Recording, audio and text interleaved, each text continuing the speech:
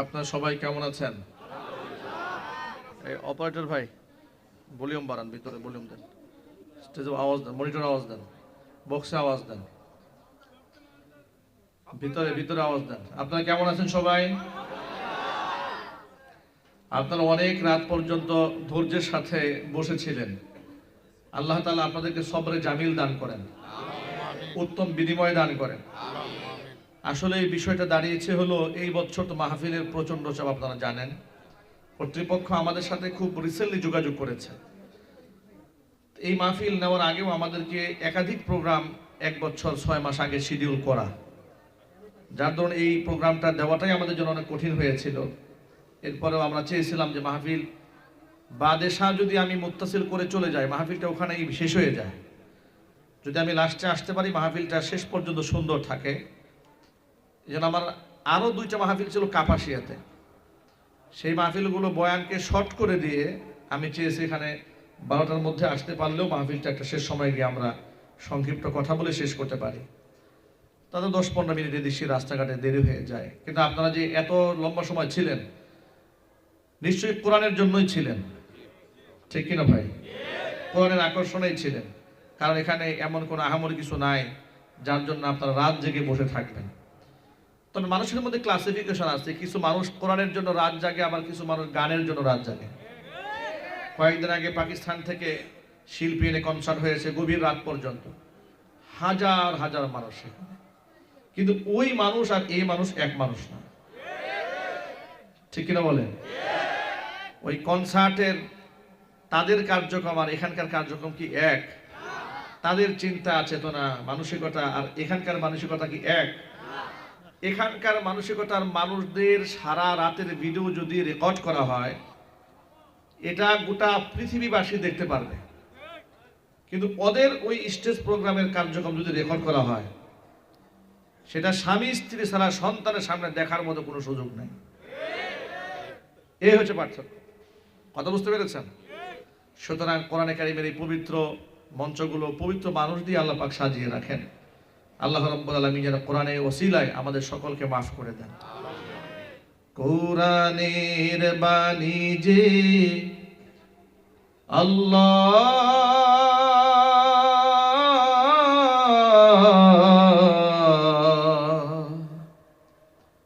আমাকে করেছে ব্যাকুল,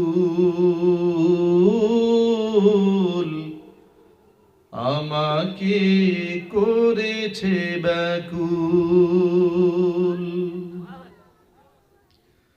কোরআনের বাণী যে আল্লাহ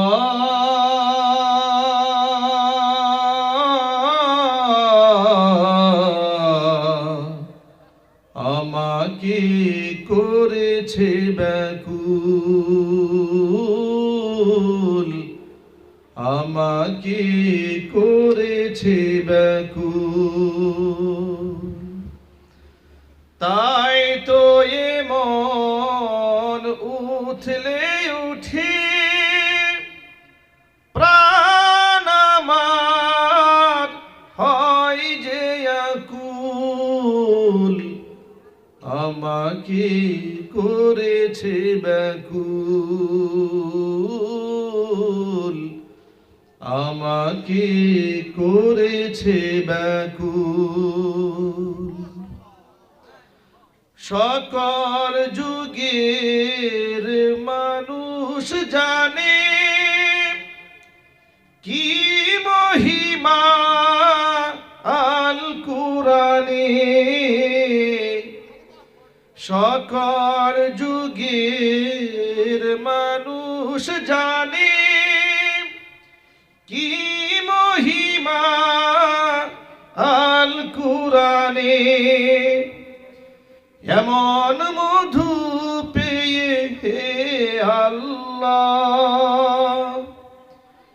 এমন মধু পেয়ে হে আল্লাহ, চিনতে কি কেউ করে ভুল, চিনতে কি কেউ করে ভুল। কোরআনের বাণী যে আল্লাহ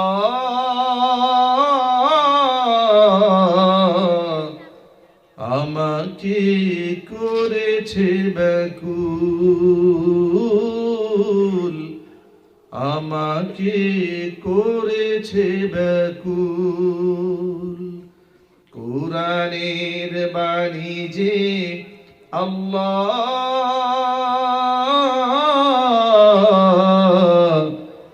আমাকে করেছে ব্যাকুল,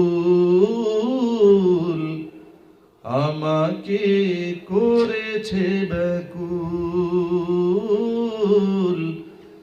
আমাকে করেছে ব্যাকুল।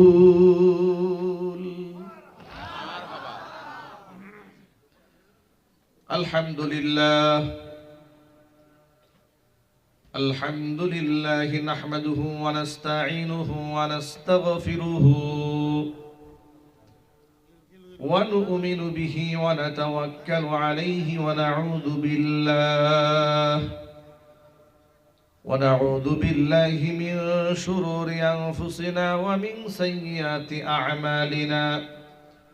من يهده الله فلا مضل له ومن يضلله فلا هادي له ونشهد أن لا إله إلا الله وحده لا شريك له ونشهد أن سيدنا ونبينا وحبيبنا وشفيعنا ومولانا محمدا عبده ورسوله الذي أرسله بالحق بشيرا ونذيرا وداعيا إلى الله بإذنه وسراجا منيرا. أما بعد فأعوذ بالله من الشيطان الرجيم. بسم الله الرحمن الرحيم. إن الله وملائكته يصلون على النبي يا أيها الذين آمنوا صلوا عليه وسلموا تسليما. اللهم صل على محمد وعلى آل محمد كما صليت على إبراهيم وعلى آل إبراهيم إنك حميد مجيد. اللهم بارك على محمد وعلى آل محمد كما باركت على إبراهيم وعلى آل إبراهيم إنك حميد مجيد. ঐতিহ্যবাহী এই বক্সটা আওয়াজ দিয়ে দাও, একটু হালকা বাড়িয়ে দিলে হবে। গাজীপুর মহানগরের 17 নং ওয়ার্ড পালের মাঠ বোতাম ফ্যাক্টরি সংলগ্ন মাদ্রাসাতু ইমাদউদ্দিন গাজীপুর কর্তৃক আয়োজিত হাফেজ ছাত্রদের পাগড়ি প্রদান উপলক্ষে ও অত্র এলাকার মৃত ব্যক্তিদের রুহের মাগফিরাত কামনায় বার্ষিক ইসলামী মহাসম্মেলনের শেষ অধিবেশনের সম্মানিত সভাপতি আলহাজ হযরত মাওলানা ইমদাদুল হক মীর সাহেব স্বত্বাধিকারী খাজা এয়ার ট্রাভেলস ঢাকা ও সভাপতি গফরগাঁও কল্যাণ সমিতি, আল্লাহ তাআলা মুহতারাম সভাপতির নেক হায়াত দারাজ করুন। উপস্থিত আছেন সম্মানিত প্রধান অতিথি আলহাজ মোহাম্মদ রফিকুল ইসলাম রাতা, সাবেক সভাপতি 17 নং ওয়ার্ড বিএনপি ও সাধারণ সম্পাদক বাইতুল শরফ জামে মসজিদ। আল্লাহ তাআলা জনাব আলহাজ মোহাম্মদ রফিকুল ইসলাম রাতা মুহতারামের নেক হায়াত দারাজ করুন। এছাড়াও আমন্ত্রিত বিশেষ অতিথিবৃন্দ, হাজরাত, উলামায়ে কেরাম, মুরব্বিয়ান এযম, অত্র এলাকা এবং পার্শ্ববর্তী এলাকার বিভিন্ন প্রান্ত থেকে ছুটে আসা দিনদরদি ইমানদার পরহেজগার মুত্তাকি মুসলিম ভাইয়েরা, পর্দার অন্তরালে অবস্থানরত আমাদের সকলের শ্রদ্ধা ভাজন পর্দানিশীন মা এবং বোনেরা, মহান আল্লাহ রাব্বুল আলামিনের দরবারে আলিশানে লাখ কোটি শুকরিয়া আদায় করছি যে মহান মুনিব প্রচন্ড দাপটশালী এক ক্ষমতাধর স্বৈরাচারীর স্বৈরাতন্ত্র থেকে, জুলুম থেকে, নির্যাতন থেকে, শোষণ থেকে, গুম থেকে, খুন থেকে, জুলাই আগস্টের বিপ্লবের গণ অভ্যুত্থানের মাধ্যমে আল্লাহ তাআলা আমাদেরকে মুক্তি দান করে স্বাধীনভাবে বাংলাদেশের এই সীমান্তে স্বাধীন ভূখণ্ডে স্বাধীন নাগরিক হিসেবে নিঃশ্বাস ফেলার তৌফিক আল্লাহ পাক আমাদের দান করেছেন। স্বাধীনভাবে কথা বলার পরিবেশ তৈরি করে দিয়েছেন। এখন থানা থেকে মাহফিলের পারমিশন আনতে হয় না। এখন মাহফিলে বয়ান করার সময় কেউ কানে কানে এসে বলে না, হুজুর দেশ বেশি একটা ভালো না, একটু সাবধানে কথা বললেন। কেউ এখন কোন কর্তৃপক্ষ আমাদের কাছে আইডি কার্ডের ফটোকপি থানায় জমা দেওয়ার জন্য চায় না। কোন ব্যক্তি আমাদেরকে এখন ইন্টেলিজেন্স ব্রাঞ্চ থেকে ডেকে নিয়ে আমাদের কাছ থেকে আমাদের বক্তব্যের কিংবা কর্মপদ্ধতির জবাবদিহিতা করতে চায় না। এই পরিবেশ আল্লাহ পাক আমাদের দান করেছেন। আপনারা খুশি না বেজার? কম না বেশি? হৃদয়ের সবটুকুন ভালোবাসা উজাড় করে আল্লাহ পাকের শেখানো ভাষায় শ্রদ্ধা জড়িত কণ্ঠে শুকরিয়া আদায় করছি। জবান ছেড়ে দিয়ে সকলে একযোগে বলছি আলহামদুলিল্লাহ। রব্বানা লাকাল হামদ হামদান কাসীরা তাইয়িবান মুবারাকান ফীহি। রব্বানা লাকাল হামদু কামা ইয়ানবাগি লিজালালি ওয়াজহিকা ওয়া আযীমি সুলতানিকা। আল্লাহ রাব্বুল আলামিন আজকের মাহফিলকে কবুল করুন। এই মাদ্রাসাকে আল্লাহ তাআলা কিয়ামত পর্যন্ত কবুল করুন। মাদ্রাসার সমস্ত হাজাত আল্লাহ তাআলা তার গায়বে খাজানা থেকে মিটিয়ে দিন। অক্লান্ত পরিশ্রম করে এই জান্নাতের বাগান যারা সাজিয়েছেন, দূরদরাজ থেকে শোনার জন্য যারা এসেছেন, প্রচন্ড শীতের রাতে কষ্ট করে সবরের সাথে গভীর রাত পর্যন্ত যারা বসে আছেন, এই কষ্টটাকে আল্লাহ তাআলা কাল কিয়ামতের ময়দানে আমাদের সকলের নাজাতের জরিয়া হিসেবে কবুল করেন।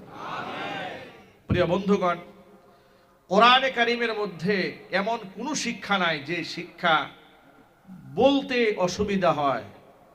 এমন কোনো কথা কোরআনে নাই যে কথা বলতে গেলে শুনতে গেলে অশ্লীল বাক্য হয়, কিংবা হিংসা বিদ্বেষ জিঘাংসার আগুন জ্বলে, সমাজের মধ্যে অশান্তির সৃষ্টি হয়, সামাজিকতা নষ্ট হয়, ভ্রাতৃত্ব নষ্ট হয়, দেশদ্রোহিতা হয়, রাষ্ট্রদ্রোহিতা হয়, মানুষ খুন গুমের দিকে উদ্বুদ্ধ হয়, জঙ্গিবাদ কিংবা সন্ত্রাসবাদের দিকে মানুষ ধাবিত হয়। এমন কোন শিক্ষা কি কোরআনে আছে?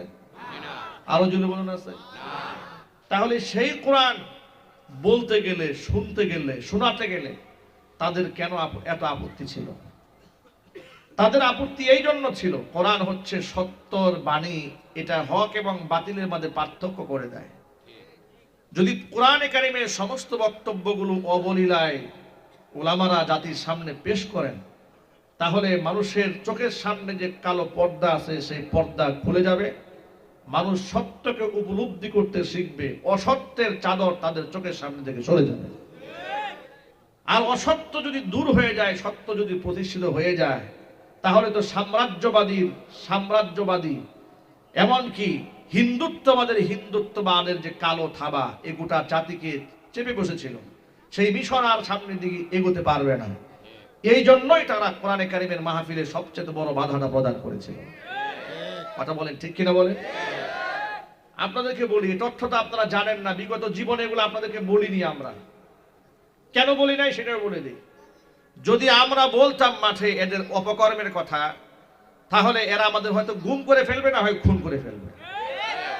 কিছু বলি নাই, শুধু আকার ইঙ্গিতে কিছু ইসলামের কথা বলেছি, কুকর্মের কথা বলি নাই। ইসলামের স্বার্থে যতটুকু দরকার অতটুকু বলেছি। এতেই তো একাধিক মামলার আসামি হয়ে গেছে। এটাই তো মাহফিল স্টেজ থেকে ধরে নিয়ে গিয়ে পকেটের মধ্যে বুম আছে বলে মিথ্যা মামলা দিয়ে জেলখানায় ঢুকিয়ে দিয়েছে। না বলাতে যদি এই হয়, বললে কি অবস্থা হতো? ওরা কি করতো জানেন? ওরা মাহফিল কমিটিকে শর্ত দিত, তোমরা থানায় যাও, পারমিশন নিয়ে আসো। থানায় পারমিশন নাই, পুলিশ কমিশনের কাছে যাও, পারমিশন নিয়ে আসো। ওখান থেকে নানান পারমিশন, নানান সমস্যা। ডিসির কাছে যাও, ডিসি অফিস থেকে 14টা শর্ত দেওয়া হতো। কতগুলো?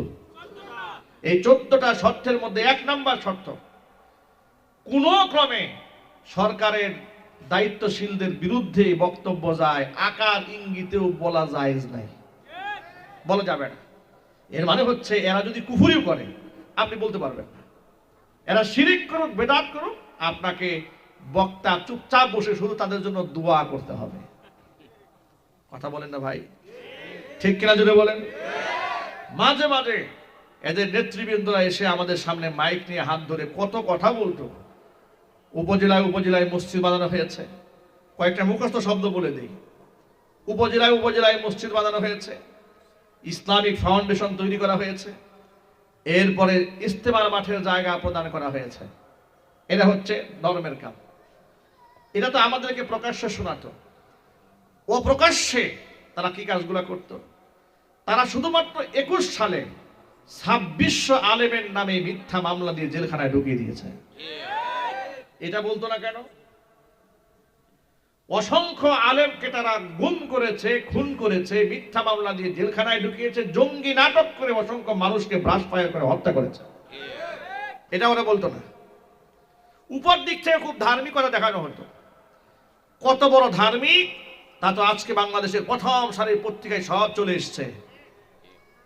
মা এবং পুত্র 5,500 বিজ্ঞানী, 5,500 বিজ্ঞানী এবং মা দুজনে মিলে, বেশি না, মাত্র 300 মিলিয়ন মার্কিন ডলার বাংলাদেশ থেকে বিদেশে পাচার করে দিয়েছে। বেশি না, মাত্র 300 মিলিয়ন ডলার। এটা একটা তথ্যের ভিত্তি FBI তদন্ত করে পেয়েছে। এটা অভিযোগ না, এটা তদন্ত করে পাওয়া গেছে।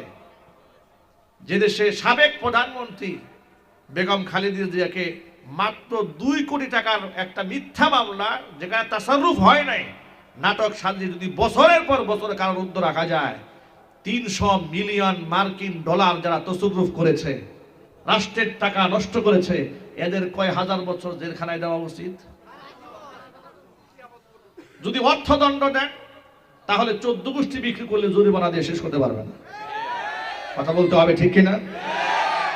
আর যদি হত্যা মামলা দেন, মার্ডার কেসের আসামি, 2,500 মানুষ তো খুন করেছে মাত্র জুলাই আগস্টের বিপ্লবে। শাপলা চত্বরে অগণন মানুষ খুন করেছে। 57 জন মেধাবী সেনা অফিসারকে তারা হত্যা করেছে। অসংখ্য মাদ্রাসা বাংলাদেশ থেকে তারা বন্ধ করে দিয়েছে। দাড়ি এবং টুপিওয়ালা মানুষদেরকে মানুষের সামনে সন্ত্রাস এবং জঙ্গি হিসেবে উপস্থাপন করেছে।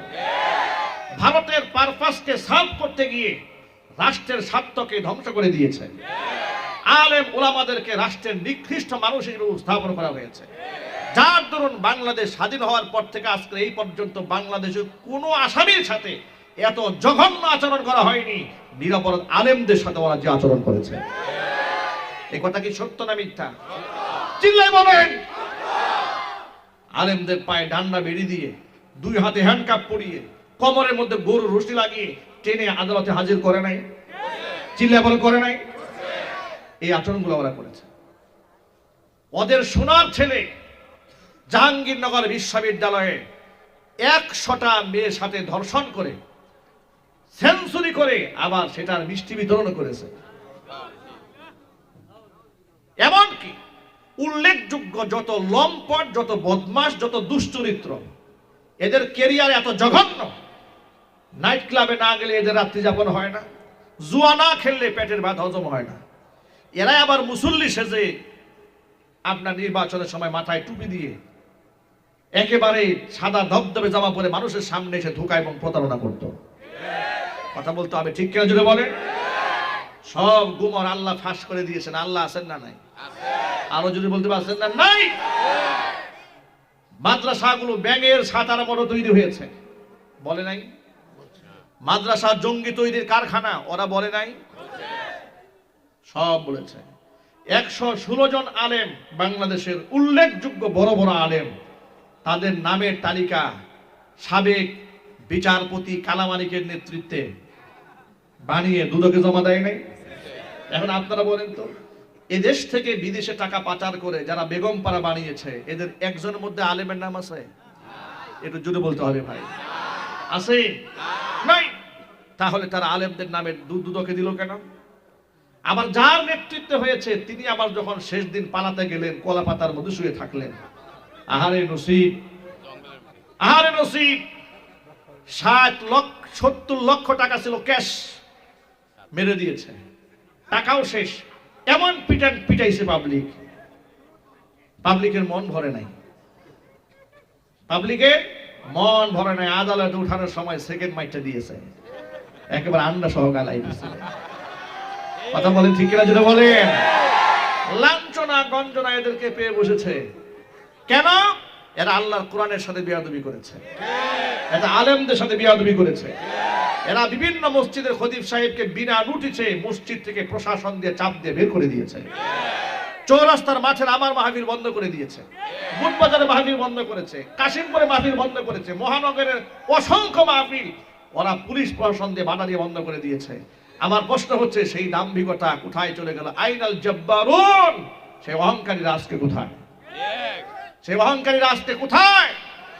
যারা আলেমদের কণ্ঠকে টুটিকে চেপে ধরার ষড়যন্ত্র করেছিলে তোমরা, আজকে ওরা চোরের মতো পালিয়ে বেড়াচ্ছে। কথা বলতে হবে ঠিক কিনা? আপনারা ঐক্যবদ্ধ ছিলেন, আছেন, এবার বিচারকে নিশ্চিত করার জন্য ঐক্যবদ্ধ থাকতে হবে ইনশাআল্লাহ। বলেন রাজি আছেন কারা কারা? দোহা দেখতে চাচ্ছে, কারা কারা রাজি আছেন?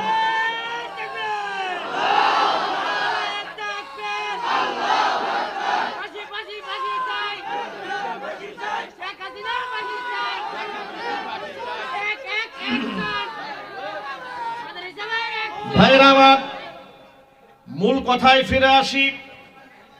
১৫০০ বছর আগে রাহমাতুল লিল আলামিন বলেছেন, আল মারউ মা মান আহাব্বা ওয়া আনতা মা'আল্লাযী আহাবাবতা। পৃথিবীতে যার সাথে যার মহব্বত থাকবে, পরকালে সে তার সাথেই দাঁড়াবে। আলেম ওলামাদের সম্মান আপনি কেন করবেন না? কেন আলেমদের সাথে আপনি দুশমনি করেছেন? নবীজি সাল্লাল্লাহু আলাইহি ওয়াসাল্লাম বলেছেন, কুন আলিমান, সম্ভব হলে নিজে আলেম হও, আও মুতাআল্লিমান, আলেম হতে না পারলে অন্ততপক্ষে আলেমের ছাত্র হয়ে যাও। তাও যদি না পারো, আও মুস্তামিআন, আলেমের কথাকে গভীর মনোযোগ সহকারে শোনো, আও মুহিব্বান, অথবা আলেমকে দিল থেকে মোহাব্বত করো। ওয়ালা তাকুনিল খামিস, খবরদার তুমি ৫ম নাম্বার হইও না, তাহলে ধ্বংস হয়ে যাবে। ৫ম নাম্বার হচ্ছে, খবরদার তুমি আলেম বিদ্বেষী হয়ে যেও না, তাহলে তুমি ধ্বংস হবে। পৃথিবীর ইতিহাস বলেছে, বিগত জীবনে যত মানুষ আলেম বিদ্বেষিতা অন্তরে লালন করেছে, সকলকে আল্লাহ তাআলা লাঞ্ছনা গঞ্জনাদের জমিন থেকে বিদায় করেছে। আলেমরা হয়তো সাময়িক মুসিবতের মধ্যে ছিলেন, কিন্তু আলেমদের তো হারাবার কিছু নাই, ইমানদারের জীবনে তো খুয়াবার কিছু নাই। নবী করিম সাল্লাল্লাহু আলাইহি ওয়াসাল্লাম বলেছেন, আজাবাল লি আমরিল মুমিন, ইমানদার বান্দার বিষয়টি বড় আশ্চর্যজনক বিপাক। ইন্না আমরাহু কুল্লাহু লাহু খায়রুন, ইমানদারের জীবনের সকল কর্মই তার জন্য কল্যাণ বয়ে আনে। মনে মনে আপনি ভাবেন, হুজুর এটা কেমন কথা হলো? জীবনে কত মুসিবত আসে, আর এটা আবার কল্যাণ কেমনে হয়? ভালো জিনিস হাসিল হলে কল্যাণ হয় বুঝলাম, কিন্তু জীবনে মুসিবত তো আসে, সেটা কিভাবে কল্যাণ হয়ে যায়? ব্যবসা বাণিজ্য নষ্ট হয়ে যায়, দোকানে আগুন লেগে যায়, ঠিক কিনা বলেন? কত ক্ষতির সম্মুখীন আমরা হই, এটা আমাদের জন্য কল্যাণ কি করে হয়? আল্লাহর নবী হাদিসের ব্যাখ্যা করে বলছেন, ইন আসাবাতুহু সাররাউ শাকারা ফাকানা খায়রাল লাহ, ব্যক্তির জীবনে যদি কল্যাণকর কিছু সাধিত হয়, ভালো কিছু সে পায়, তার অর্জিত হয়ে যায়, শাকারা, শুকরিয়া আদায় করে, ফাকানা খায়রাল লাহ, এটা তো তার জন্য কল্যাণকর হয়ে যায়। আর ওয়া ইন আসাবাতুহু দাররাউ সাবারা ফাকানা খায়রাল লাহ, যদি জীবনে কোনো মুসিবত আসে, মুসিবতে হতাশ হয় না, বেচैन হয়ে যায় না, অস্থির হয়ে যায় না, হয়রান হয়ে যায় না, পেরেশান হইয়া আল্লাহকে গালি দেওয়া শুরু করে না, যে আল্লাহ কত নামাজ পড়ি, কত রোজা রাখি, হজ যাকাত কত কিছু আদায় করি, কিন্তু বিপদ তো আমাকে ছাড়ে না। আমার পাশের বাড়ির ভদ্রলোক সুদ খায়, মিথ্যা কথা বলে, মানুষকে কষ্ট দেয়, মানুষের হক নষ্ট করে, ওর তো কোনো মুসিবত হয় না, যত মুসিবত আল্লাহ তুমি আমারে কেন দাও? এই ধরনের কথা ইমানদার বান্দা কখনো বলবে না। নবীজি বলেছেন, সবারা, বিপদ আসলে সে ধৈর্য ধারণ করে, ফাকানা খায়রাল লাহ, সুতরাং বিপদটাও তার জন্য কল্যাণকর হয়ে যায়। আবু বকর সিদ্দিক রাদিয়াল্লাহু তাআলা আনহু একদিন কোরআনে কারীমের আয়াত, ওয়া মান ইয়ামাল সুআন ইউজযা বিহি, পৃথিবীতে কোনো বান্দা যদি সামান্য গুনাহ করে, অবশ্যই তার প্রায়শ্চিত্ত ভোগ করতে হবে। আয়াতটা নাযিল হওয়ার পরে আবু বকর সিদ্দিক রাদিয়াল্লাহু তাআলা আনহু ভীত সন্ত্রস্ত হয়ে কোমরটা এমন ভাবে সোজা করলেন তার মেরুদণ্ডের হাড় যেন ভেঙে যাচ্ছিল। আল্লাহর নবী সাল্লাল্লাহু আলাইহি ওয়াসাল্লাম আবু বকরকে জিজ্ঞেস করলেন, মা লাকা ইয়া আবা বকরিন সিদ্দিক, আবু বকর কি হয়েছে আপনার, আপনি হঠাৎ করে এরকম বেসামাল হয়ে গেলেন কেন? আবু বকর বলছেন, হে রাসূল, আমি বড় ভয় পেয়েছি, আমি তো আশ্চর্য হয়ে যাচ্ছি, আল্লাহ কত মারাত্মক কথা কোরআনে বলেছেন, মাইয়া আমাল সু আইয়ুজজাবি, যদি একটি গুনাহ কেউ করে, আদনা থেকে আদনা হোক, ছোট থেকে ছোট হোক, যে কোনো গুনাহ করলেই যদি প্রায়শ্চিত্ত ভোগ করতে হয়। আমাদের জানা অজানা অসংখ্য গুনাহ ভাই আছে না? আরো জোরে বলেন, আমাদের তো গুনাহ তো শেষ নাই। আবু বকরের মতো মানুষ অস্থির হয়ে যাচ্ছে যে গুনার কারণে যে প্রায়শ্চিত্ত ভোগ করতে হয়, অবস্থাটা হবে কি? অস্থির হয়ে যাচ্ছে। আল্লাহ নবী সান্ত্বনা দিয়ে বলছেন, আবু বকর, আপনি যখন রাস্তায় চলেন, চলার পথে কি পায়ে হুঁচট খান না? বলে, হে রাসূল, খাই। আপনি যে চলার পথে হুঁচট খেলেন, আপনার এই হুঁচটের কারণে আপনার আমল নামার সগীরা গুনাহগুলো আল্লাহ এমনি মাফ করে দেয়। সুতরাং ইমানদার বান্দাদের জীবনে হারাবার কিছু নাই, খুয়াবার কিছু নাই। ইমানদার সব সময় ভরসা রাখে কার উপরে? যদি বলুন কার উপরে? আল্লাহর উপর ভরসা রাখলে আল্লাহ পাক তার জন্য যথেষ্ট হয়ে যায়। মাই ইয়াতাওয়াক্কাল আলাল্লাহ ফাহুয়া হাসবু ওয়া মান ইয়াত্তাকিল্লাহা ইয়াজআল লাহু মাখরাজা ওয়া ইয়ারযুকুহু মিন হাইসু লা ইয়াহতাসিব। ভরসা যদি হয় আল্লাহর উপরে, আল্লাহই তার জন্য যথেষ্ট হয়ে যায়। যেই ব্যক্তি আল্লাহকে ভয় করে, তাকে অবলম্বন করে, আল্লাহ পাক ব্যক্তির জন্য মুক্তির রাস্তা খুলে দেন। জোরে বলেন সুবহানাল্লাহ। এই যে আজকে আমাদের সোনার ছেলেরা মাথায় পাগড়ি পেয়েছে, এরা কতটা সম্মানিত, কতটা মর্যাদার পাত্র পৃথিবীতে হয়েছে আপনারা আন্দাজও করতে পারবেন না। আমি 11 বছর বয়সে আল্লাহ আমাকে হাফেজ বানিয়েছেন। 11 বছর বয়সের পর থেকে আমার গোটা আজকে 38 বছর বয়স আমার চলে। এই 38 বছর পর্যন্ত জীবনে খুব কম মানুষ আমাকে নাম ধরে ডেকেছে। শিশুকাল থেকে লোকেরা হাফেজ সাহেব বলে সম্বোধন করত। সুবহানাল্লাহ বলেন। কিসের কারণে? কোরআনের কারণে। মসজিদে গিয়েছি, ছোট বাচ্চাদেরকে সামনে দেয় না, পিছনে ধাক্কা দিয়ে সরায় দেয়, আমাদেরকে টেনে হাফেজ সামনে আসে। কোন মজলিসে কি শিশুকালে গিয়েছি, হাফেজ হয়েছি মাত্র, মজলিসে গিয়েছি, এই হুজুরকে বসতে দাও, হুজুর বলে সম্বোধন করেছে। বাবার বয়সের লোকেরা, দাদার বয়সের লোকেরা, নানার বয়সের লোকেরা আপনি বলে সম্বোধন করেছেন। এখনো পর্যন্ত অনেক উস্তাদেরা আপনি বলে সম্বোধন করেন। সুবহানাল্লাহ বলবেন না? কোরআনের সম্মানে মানুষকে আল্লাহ পাক সম্মানিত করেন। সাহাবায়ে কেরাম রাদিয়াল্লাহু তাআলা আনহুম আজমাইন, তাদের মধ্যে একজন সাহাবীর নাম ছিল উবাই ইবনে কাব রাদিয়াল্লাহু তাআলা আনহু। তিনি প্রসিদ্ধ ছিলেন কাতেবে ওহী হিসেবে। কোরআনে কারীম নাযিল হলে লিখে যারা সংরক্ষণ করতেন, তাদের মধ্যে বিখ্যাত একজন ব্যক্তির নাম হচ্ছে উবাই ইবনে কাব।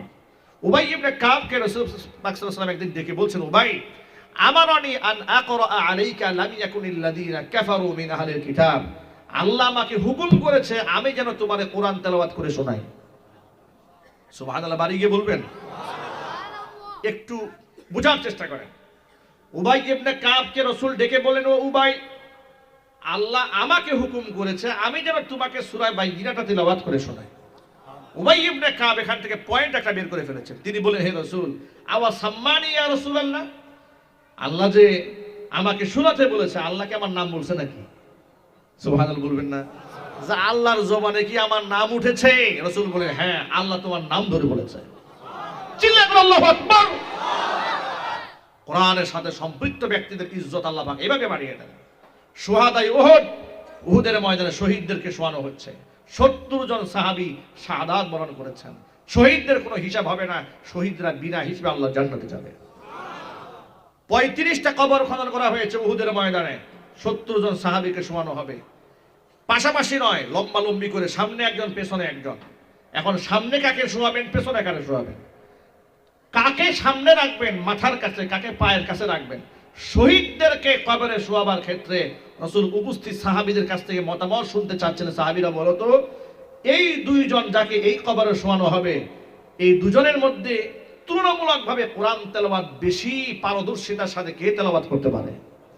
সাহাবায়ে কেরাম বলতেন, হে রাসূল, ইনার তুলনায় ইনি একটু বেশি ভালো তেলাওয়াত করতে জানতেন। যার ব্যাপারে সাহাবায়ে কেরাম ঘোষণা করতেন ইনি কোরআনটা বেশি ভালো জানতেন, শহীদদের মধ্যে ক্লাসিফিকেশন করে তাকে আল্লাহর নবী মাথার কাছে শোয়ার স্থান করে দিয়েছেন।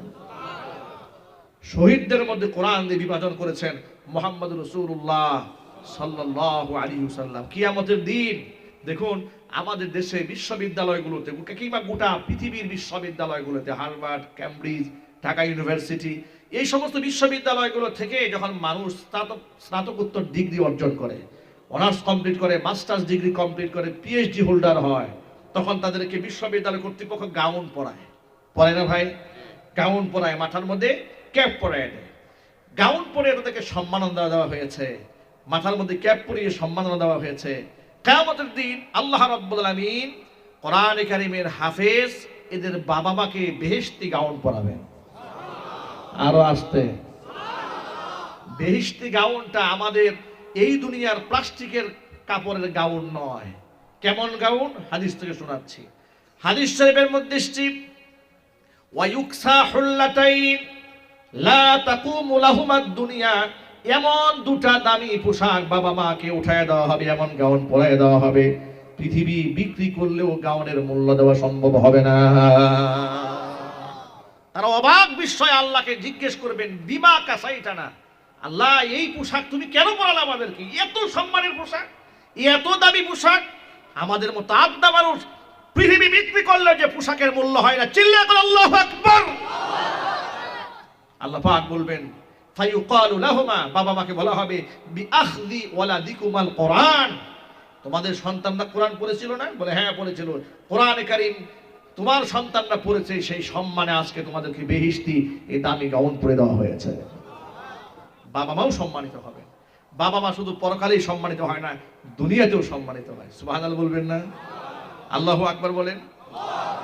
আজকে এই যে আজকে কথা বলি, আজকে কয় তারিখ? 27শে ডিসেম্বর 2024। 28 তো হয়ে গেছে না? ও রাত্রে একটা পার হয়ে গেছে। যাই হোক, আমরা ধরে নিলাম 27 তারিখ, যেহেতু 27 তারিখে মোটামুটি আমরা শুরু করেছি ওয়াজ, নাকি? আজকে আমরা শুরু করছি 28 তারিখে। যাই হোক, আজকে সকালবেলা আমার জামিয়া মাদানী আরাবিয়া, আপনারা জানেন আমি একটা মাদ্রাসা করেছি, জাজর সরকারি প্রাথমিক বিদ্যালয়ের সামনে মাদানী টাওয়ার করেছি। আমাদের নিজস্ব ভবনে আমরা আন্তর্জাতিক মানের প্রতিষ্ঠান করেছি।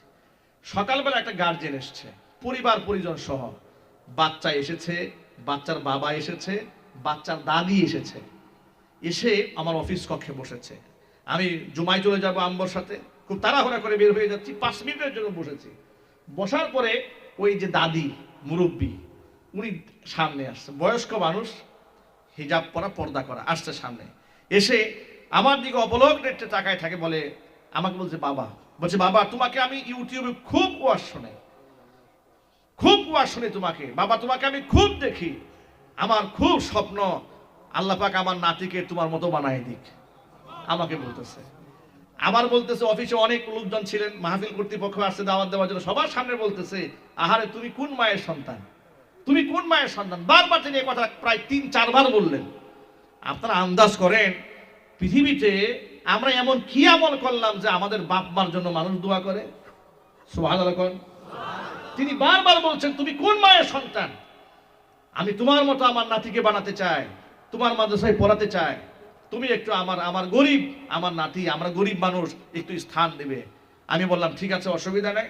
আমি তো বলেছি দরিদ্র মেধাবী হলে আমি নিজের পকেটে টাকা দিয়ে দেখে পড়াবো। আমি আমার দায়িত্বশীল শিক্ষককে বলেছি ওনাদের সাথে কম্প্রোমাইজ করে যেভাবে টাকা রাখা যায় ব্যবস্থা করেন। কিন্তু আমি যেটা বোঝাতে চাই, আপনারা একটু আন্দাজ করেন, একজন ভদ্র মহিলা, একজন বয়োবৃদ্ধ মানুষ ইউটিউবে বয়ান শোনেন, কোরআন শোনেন, তাফসীর শোনেন, নাতিকে মাদ্রাসায় দেওয়ার জন্য এসছেন, বারবার বলছে তুমি কোন মায়ের সন্তান, কেমন মায়ের সন্তান। সুবহানাল্লাহ বলেন। সামান্য আল্লাহর কথা বলার কারণে আল্লাহ তাআলা যদি এই পৃথিবীতে মানুষের অন্তরে এমন মহব্বত দান করেন, কিয়ামতের মাঠে বাপ মার সম্মাননা দেখে অন্যান্য বাবা মারা কেমন আফসোসটা করবে। সুবহানাল্লাহ সুবহানাল্লাহ।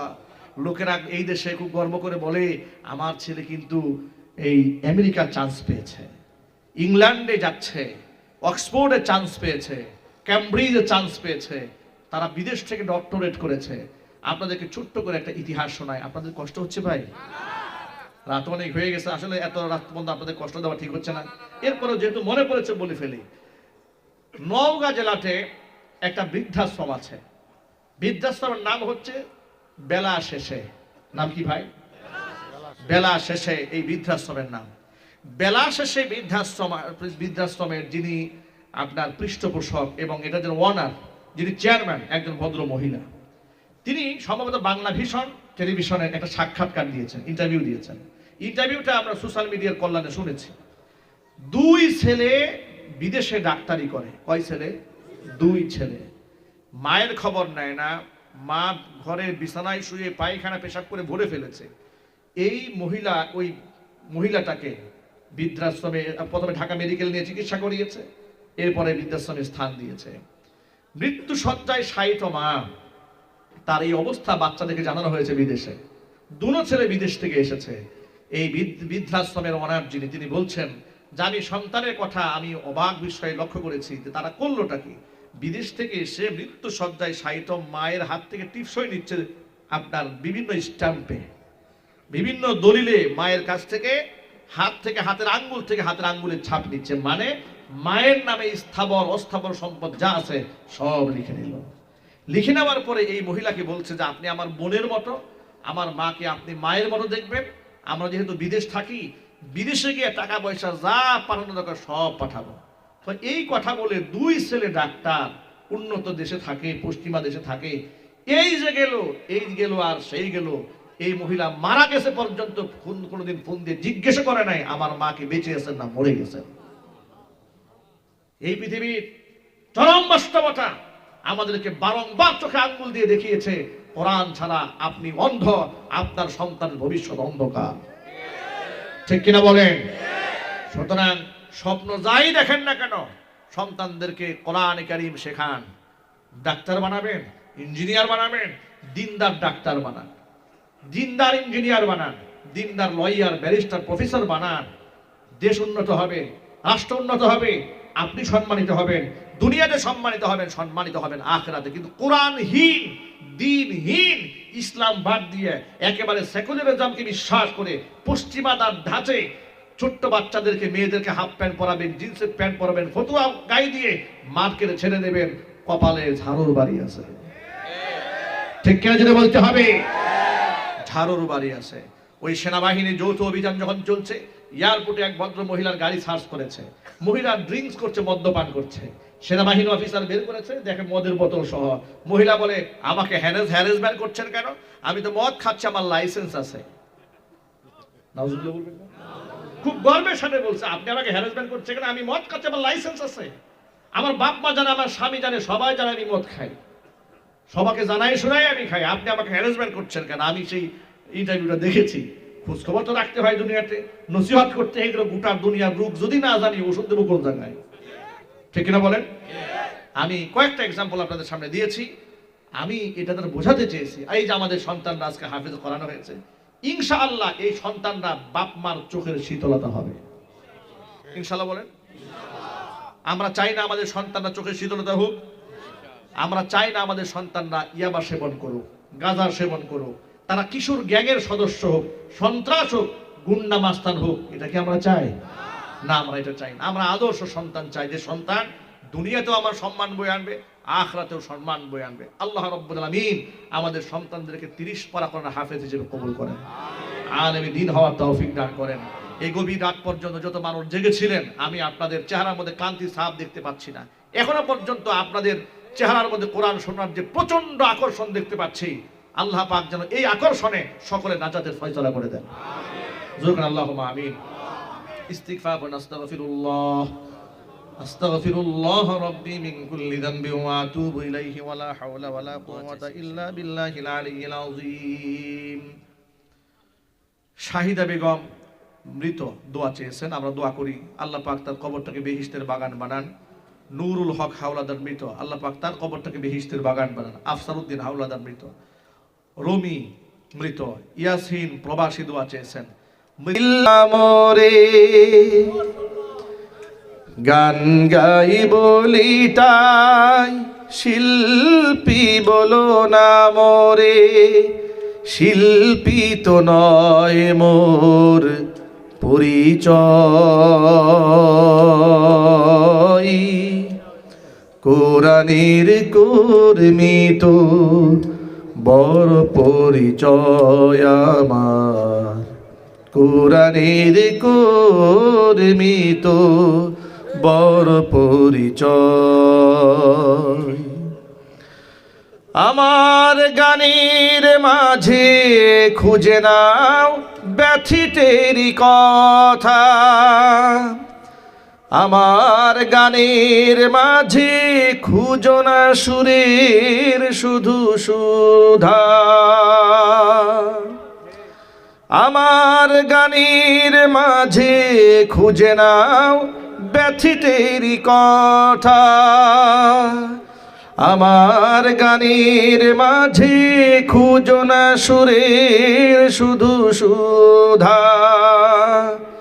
আমি গানে গানে সুরে সুরে মানবতা চাই, আমি গানে গানে সুরে সুরে মানবতা চাই, আমি গান গাই বলি তাই শিল্পী বলো না মোরে, গান গাই বলি তাই শিল্পী বলো না মোরে, শিল্পী তো নয় মোর পরিচয়, কোরআনের কর্মী তো বড় পরিচয় আমার, কোরআনের কর্মী তো বড় পরিচয় আমার, কোরআনের কর্মী তো বড় পরিচয়।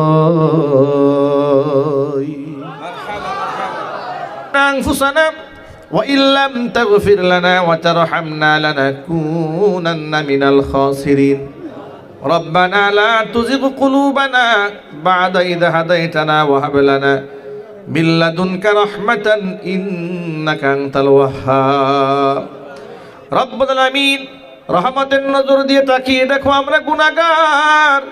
গভীর রজনী পর্যন্ত কোরআন সুন্নাহ থেকে আলোচনা করে তোমার বান্দা বান্দীদেরকে নিয়ে বড় আশা নিয়ে তোমার শাহী দরবারে হাত দোকানা বাড়িয়ে দিয়েছি। মেহেরবানি করে আলোচনার ভুল বিয়াদবি ক্ষমা করে সওয়াবের হাদিয়াটুকুন কবুল করে মঞ্জুর করে সোনার মদিনায় তোমার হাবিবের রওজা মুবারকে পৌঁছিয়ে দাও। তামাম পৃথিবীর মাটির নিচে যত মুমিন মুমিনাত মুসলিমিন মুসলিমাত চিরবিদায় হয়ে চলে গেছেন তাদের আরওয়াহের উপর সওয়াবের হাদিয়াগুলো পৌঁছিয়ে দাও। আমাদের মা বাপ যাদের দুনিয়ার জমিন থেকে চলে গেছেন মা বাবার কবরগুলাকে জান্নাতের টুকরায় পরিণত করে দাও। আত্মীয় স্বজনের কবর আযাব কিয়ামত পর্যন্ত বন্ধ করে দাও। এই মাদ্রাসাকে তুমি কবুল করে নাও। মাদ্রাসার সমস্ত হাজাত তোমার গায়েবে খাজানা থেকে মিটাইয়া দাও রব্বুল আলামিন। মাদ্রাসার আসাতিজায়ে কিরাম, ছাত্র, গার্জিয়ান, মুহিব্বিন, মুতাআল্লিকিন, সংশ্লিষ্ট ব্যক্তিবর্গ যারা আছেন সকলকে কবুল করে নাও। হাফেজ কোরআনদেরকে আল্লাহ কবুল করে নাও। এলাকাবাসীকে আল্লাহ কবুল করে নাও। অত্র এলাকার সমস্ত মুর্দিগানের কবর আযাবকে আল্লাহ কিয়ামত পর্যন্ত বন্ধ করে দাও। যারা অসুস্থ আছেন দোয়া চেয়েছেন শেফায়ে কামিলা আজিলায়ে কুল্লিয়া নসিব করে দাও। টাকা দিয়ে পয়সা দিয়ে বুদ্ধি শ্রম সময় দিয়ে যারা সহযোগিতা করেছেন শোনার জন্য যারা এসেছেন খালি হাতে কাউকে ফিরাই দিও না, সকলকেই বেগুনা মাসুম হিসেবে কবুল করে নাও। যে ছেলেরা মাথার মধ্যে পাগড়ি পেয়েছে আয় আল্লাহ তাআলা মৃত্যু পর্যন্ত কোরআনে কারিমের শান মান ধরে রাখার জন্য তৌফিক দান করে দাও। জগৎ বিখ্যাত আলেমে দ্বীন হওয়ার জন্য তৌফিক দান করে দাও। দাঈ ইলাল্লাহ হিসেবে কবুল করে নাও। আয় আল্লাহ তাআলা এলাকার নেতৃস্থানীয় ব্যক্তিবর্গরা হাত তুলে ধরেছে আয় আল্লাহ তাআলা মেহেরবানি করে তাদের জিন্দেগির গুনাহ খাতাগুলি মাফ করে দাও। দ্বীন ও ইসলামের খেদমতে আত্মনিয়োগ করার জন্য তৌফিক দান করে দাও। কিয়ামতের দিন মুসিবতের সময়ে দোয়া আমাদের সকলের জন্য নাজাতের জারিয়া বানিয়ে দাও। রব্বির হামহুমা কামা রব্বায়ানি সগীরা রব্বির হামহুমা কামা রব্বায়ানি সগীরা। আয় আল্লাহ অনেক প্রবাসী ভাইরা দোয়া চেয়েছেন, প্রবাসী ভাইদেরকে আল্লাহ মঞ্জুর করে নাও, তাদের সহযোগিতাকে কবুল করে নাও। আফিয়াত বা সালামাত বসবাস করার জন্য তৌফিক দান করে দাও। আয় আল্লাহ অনেক ভাই বোনেরা দোয়া চেয়েছেন, পেরেশানির মধ্যে আছে, পেরেশানি দূরীভূত করে দাও। তাকাব্বাল মিন্না ইন্নাকা আনতাস সামিউল আলিম ওয়া তুব আলাইনা ইন্নাকা আনতাত তাওয়াবুর রহিম। সুবহানা রাব্বিকা রাব্বিল ইজ্জাতি আম্মা ইয়াসিফুন ওয়া সালামুন আলাল মুরসালিন ওয়ালহামদুলিল্লাহি রাব্বিল আলামিন ওয়াজআল আখিরা কালিমাতিনা ইনদাল মাউতি লা ইলাহা ইল্লাল্লাহু মুহাম্মাদুর রাসূলুল্লাহ।